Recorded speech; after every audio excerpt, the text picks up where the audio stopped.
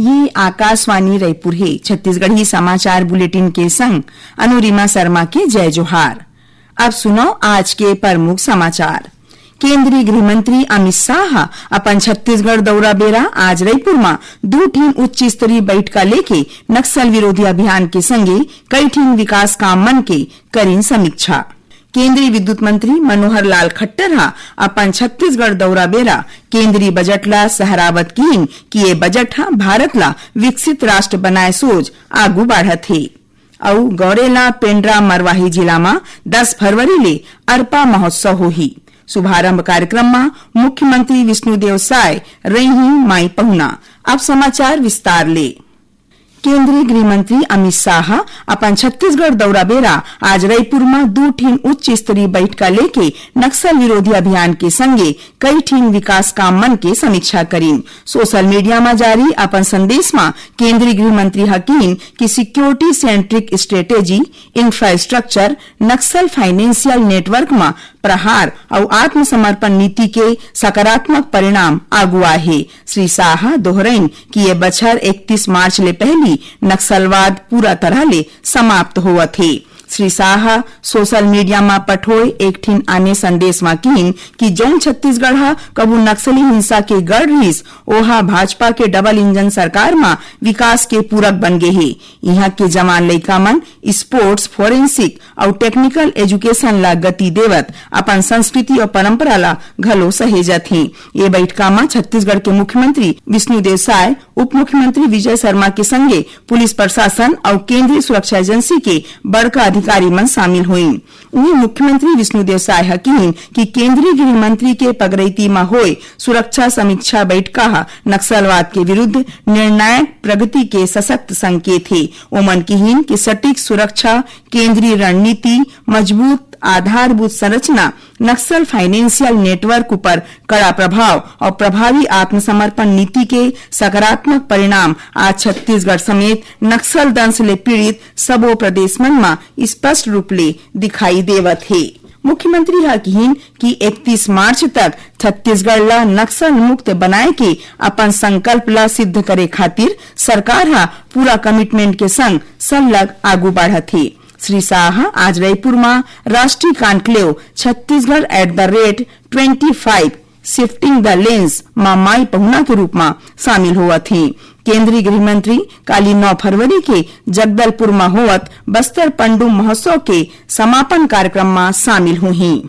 केंद्रीय विद्युत मंत्री मनोहर लाल खट्टर केंद्रीय बजट ला सराहत कीन कि ये बजट विकसित भारत 2047 के दीर्घकालिक विजन ला साकार करैया एक ठीन सशक्त दस्तावेज है। आज रायपुर में हुए पत्रकार वार्ता में श्री खट्टर कीन कि ये बजट में अवैया 25 बछर बर देश के आर्थिक, सामाजिक बुनियादी ढांचा के विकास खातिर स्पष्ट दिशा निर्धारित करे गे है। ओमन बताइन कि ये बजट पहली बार कर्तव्य भवन में तैयार करे गे है, जौना शासन व्यवस्था में सकारात्मक बदलाव के चिन्हारी है। ये बजट में 16वां वित्त आयोग के रिपोर्ट ला घलो राखे गे है, जेखर ले अवैया बछर में राज्य के विकास ला नवा गति मिलही। श्री खट्टर विश्वास जतईन कि बजट प्रावधान के प्रभावी रूप ले लागू करे ले बिजली, आवास, शहरी विकास, अधोसंरचना क्षेत्र मन में देखे के लायक प्रगति होही। ओमन यहू कीन कि केंद्र सरकार छत्तीसगढ़ के चारों मुड़ा ले विकास खातिर पूरा तरह ले संवेदनशील और प्रतिबद्ध है। केंद्रीय मंत्री हकीन कि ये बछर केंद्रीय बजट में छत्तीसगढ़ ला रेलवे विकास बर 7,470 करोड़ रुपया के आवंटन मिले है, जौना राज्य के रेल कनेक्टिविटी और कैपेसिटी ला बढ़ाही। ओमन कीन कि बछर 2014 के बाद ले छत्तीसगढ़ में नेशनल हाईवे के विकास ला प्राथमिकता दे गे है, जेखर चलत 3,400 किलोमीटर ले ज्यादा के रद्दा बनाए गे है। भारतमाला प्रोजेक्ट के तहत राज्य में कनेक्टिविटी सुधारे बर 571 ले ज्यादा के नेशनल हाईवे कॉरिडोर ला मंजूरी दे गे है। श्री खट्टर कीन कि छत्तीसगढ़ में हवाई कनेक्टिविटी ला बढ़ावा देबर उड़ान योजना के चलत जगदलपुर, बिलासपुर और अंबिकापुर ले हवाई यात्रा शुरू करे गे है। एकर संगे संग रायपुर के स्वामी विवेकानंद एरोड्रम ला कृषि उड़ान योजना में घलो शामिल करे गे है। गौरेला पेंड्रा मरवाही जिला में 10 फरवरी ले अरपा महोत्सव होही। शुभारंभ कार्यक्रम में मुख्यमंत्री विष्णुदेव साय माई पहुना रही। ये महोत्सव के तैयारी बारे में जिला के कलेक्टर लीना कमलेश मंडावीहा अधिकारी मन के बैठकालीन कलेक्टर हा बताइन कि महोत्सव बेरा मुख्यमंत्री कन्या विवाह योजना के तहत 300 जोड़ा मन के सामूहिक विवाह कराए जाही। संगे कईठिन विकास काम के भूमि पूजन और लोकार्पण के संगे हितग्राही मन ला जिनिस और सहायता राशि के चेक बांटे जाही। वहीं टीबी बीमारी ले मुक्त 51 ठीन पंचायत, बाल विवाह ले मुक्त 71 ठीन पंचायत और गौरेला पेंड्रा के 2 नगरीय निकाय मन ला प्रमाण पत्र दे जाही। महोत्सव के दौरान कई जिन कलाकार मंडल ले नाच गाना प्रस्तुत करे जाही। छत्तीसगढ़ी समाचार बुलेटिन आप मन आकाशवाणी रायपुर ले सुनत हव। छत्तीसगढ़ के खबर ले है आपकी वास्ता और खबर के विश्वसनीयता ले है हमार वास्ता। आकाशवाणी समाचार रायपुर के प्रादेशिक समाचार बुलेटिन के संगे संग हमार समसामयिक कार्यक्रम आप रेडियो के संग अपन मोबाइल में घलो सुन सकत हो। आकाशवाणी समाचार फेसबुक, ट्विटर और यूट्यूब में घलो हावय। हमार फेसबुक पेज हरे Chhattisgarh news on AIR, Twitter handle CGAIR news और हमार यूट्यूब चैनल हरे छत्तीसगढ़ AIR न्यूज। तो अब रेडियो के संगे संग आपके मोबाइल के माध्यम ले हम आप तक पहुंचत हन। छत्तीसगढ़ के हर खबर पर सुनत रहो आकाशवाणी समाचार।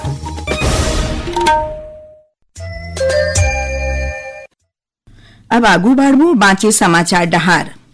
जांजगीर चांपा जिला के कोटगढ़ गांव तीर आज 3 ठीन ट्रेलर गाड़ी बीच टक्कर हुए बाद वो तीनों गाड़ी में आगी लग गई। एमा ले एक ठीन गाड़ी के ड्राइवर के मौत ए हादसा में जरेले हो गए। उन्हें 2 झीन मनखे गंभीर रूप ले घायल हो गए, जे मन ला अस्पताल में भर्ती कराए गए है। सूचना मिलते 60 अकलतरा पुलिस और फायर ब्रिगेड के टीम मौका में पहुंच गई। 3 घंटा के मशक्कत बाद आगी ऊपर काबू price.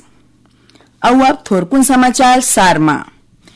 Anti corruption bureau ACB के टीम कोंडागांव में पदस्थ शिक्षा विभाग के एक जिन कर्मचारी ला 40,000 रुपया के लुचपत लेवत रंगे हाथ गिरफ्तार करे है।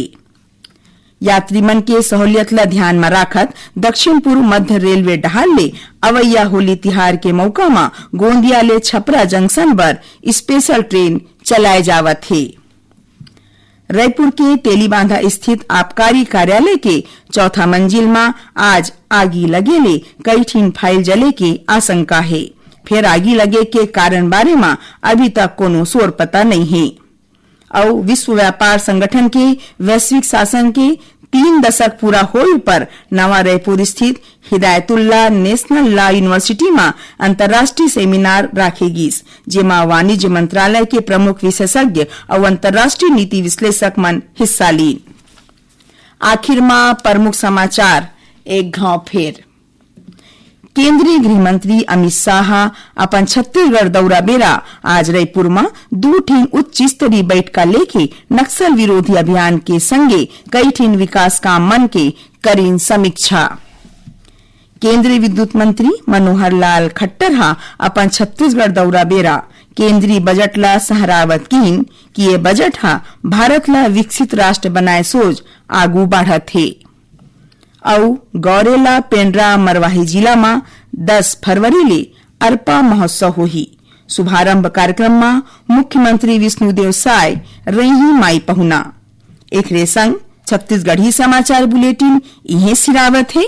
जय जोहार।